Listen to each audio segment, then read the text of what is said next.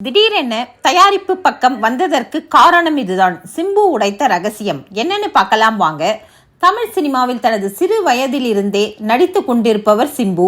நடிப்பு மட்டுமன்றி இயக்குனர், இசையமைப்பாளர், பின்னணி பாடகர் என பன்முக திறமை கொண்டவராக வலம் வருகிறார். 2 தினங்களுக்கு முன் சிம்புவின் பிறந்தநாள் ஸ்பெஷலாக அவருடைய படங்கள் குறித்து தொடர்ந்து அறிவிப்புகள் வெளிவந்தது. அதன்படி பார்க்கிங் பட இயக்குனருடன் சிம்புவின் 49வது படம் உருவாக இருக்கிறது.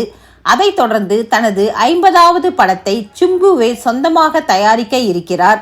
அது மட்டுமன்றி ஓமை கடவுளே இயக்குனருடன் இணைந்து தனது 51வது படத்தில் நடிக்க உள்ளார் சிம்பு. இந்நிலையில் திடீரென்று சிம்பு தயாரிப்பு பக்கம் சென்றது ஏன் என்பது குறித்து அவரது ட்விட்டர் தளத்தில் பகிர்ந்துள்ளார்.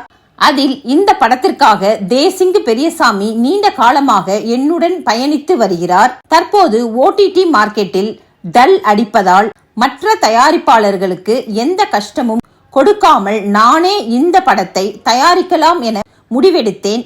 அதனால் கமல் சாரை சந்தித்து இந்த படத்தை நானே தயாரிக்க அனுமதி வாங்கினேன் என தெரிவித்துள்ளார்.